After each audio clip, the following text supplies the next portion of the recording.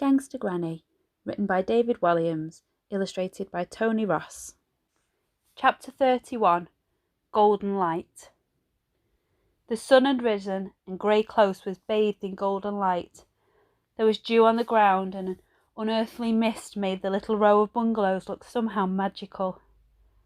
"Ah, well," Granny said with a sigh, "you'd better run home now, young Ben, before your parents wake up." "They don't care about me," said Ben. "Oh, yes, they do," said Granny, tentatively putting her arm around her grandson. "They just don't know how to show it." "Maybe." Ben yawned the biggest yawn he had ever yawned in his life. "Gosh, I'm so tired. Tonight was amazing. It was the most thrilling night of my life, Ben. I wouldn't have missed it for the world," said Granny with a twinkling smile. She took a deep breath.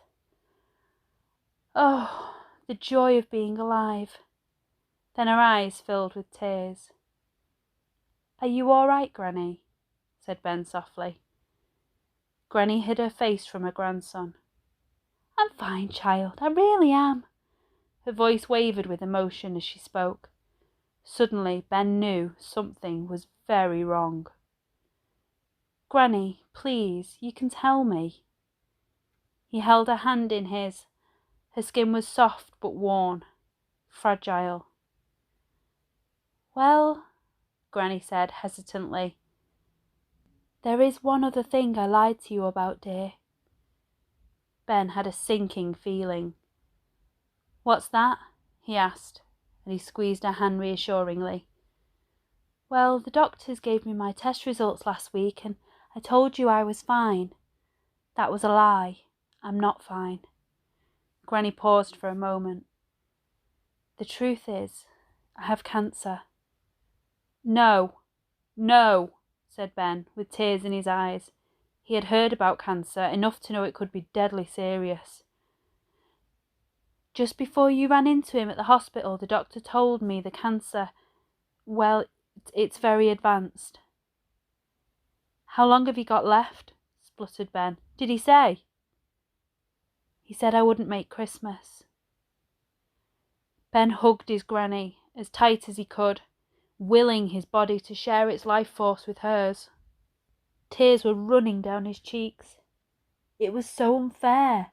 He'd only really got to know Granny in the last few weeks, and now he was going to lose her. "I don't want you to die." Granny looked at Ben for a moment. "None of us are going to live forever, my boy. But I hope you never forget me, your boring old Granny." "You're not boring at all. You're a proper gangster. We very nearly stole the crown jewels, remember?" Granny chuckled. "Yes, but not a word of that to anyone, please. You could still get in a whole heap of trouble. It will have to remain our little secret." "And the Queen's," said Ben. "Oh, yes. What a nice old dear she was." "I will never forget you, Granny," said Ben.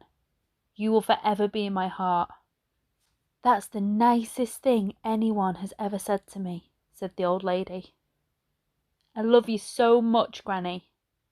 "I love you too, Ben. But you'd better be running along now."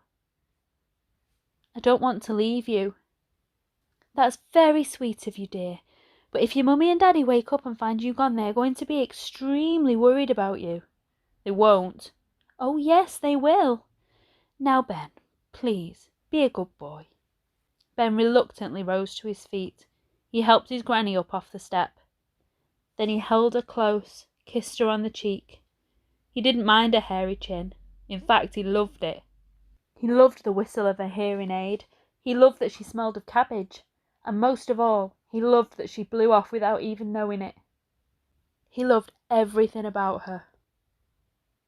"Goodbye," he said softly.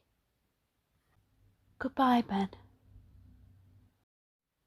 I hope you enjoyed chapter 31. Join us on Monday for chapters 32 and 33.